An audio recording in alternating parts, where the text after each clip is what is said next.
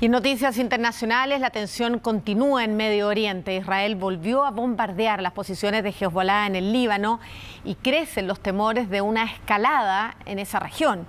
Ahora tropas terrestres se instalan en la frontera.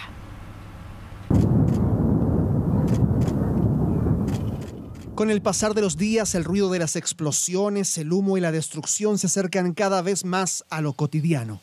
En Beirut, los ataques aéreos hacen que miles de personas sientan la necesidad de escapar en una forzosa migración que recuerda los años de la invasión de los 80 en el Líbano o, para que ir tan lejos, la migración de millones de gazatíes desde octubre pasado.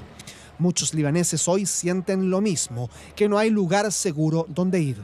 Desde ayer recibimos alrededor de 3.000 desplazados dentro de estas escuelas y las cifras van en aumento.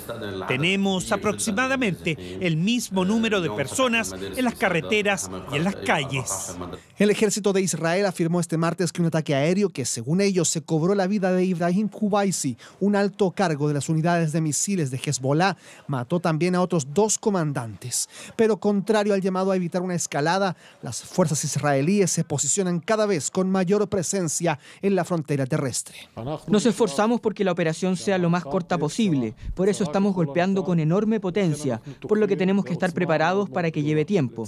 Nuestra misión, en última instancia, es lograr los objetivos de la guerra y devolver a los residentes del norte a sus hogares.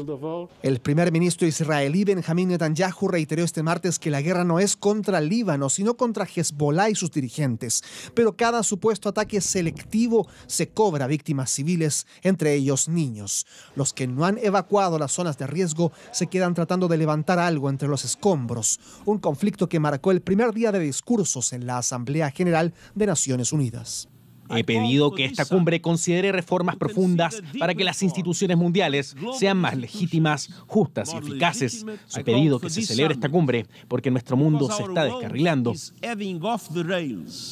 Esfuerzos internacionales que parecen infructuosos cuando en el norte de Israel sus habitantes ya no duermen tranquilos en medio de los destellos de misiles de Hezbolá que son derribados por la defensa antiaérea, mientras en el Líbano las clases y todo tipo de actividades se ven suspendidas ante el temor de nuevos ataques masivos.